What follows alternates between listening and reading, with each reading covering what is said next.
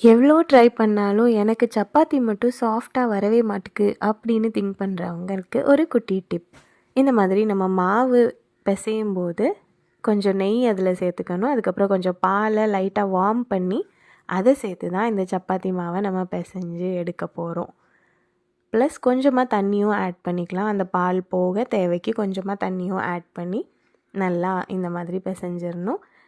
அப்புறம் ரொம்ப ஸ்டிக்கியாக இருந்துச்சுன்னா கொஞ்சமாக ஏதாவது சமையல் எண்ணெய் ஆட் பண்ணி மாவை ரெடி பண்ணியாச்சுன்னா செம்ம சாஃப்டாக ஸ்மூத்தாக சப்பாத்தி ரெடி ஆயிரும். அப்படியே ஒரு கிளாத் மாதிரி அது எவ்வளோ கசக்குனாலும் ஒரு கிளாத் மாதிரி நல்லா சாஃப்டாக ரெடி ஆயிரும் சப்பாத்தி. அதுக்கு இன்றைக்கி எங்கள் வீட்டில் சைட் டிஷ்க்கு நான் ப்ரிப்பேர் பண்ணது பன்னீர் புர்ஜி. ஆக்சுவலாக இந்த பேட்டர்னில் நம்ம சப்பாத்தி ரெடி பண்ணும்போது நம்ம ஒரு 6 to 8 ஹவர்ஸ்க்கு மேலே அதை சாப்பிட்டாலும் செம்ம சாஃப்டாக இருக்கும். கண்டிப்பாக ட்ரை பண்ணி பாருங்கள்.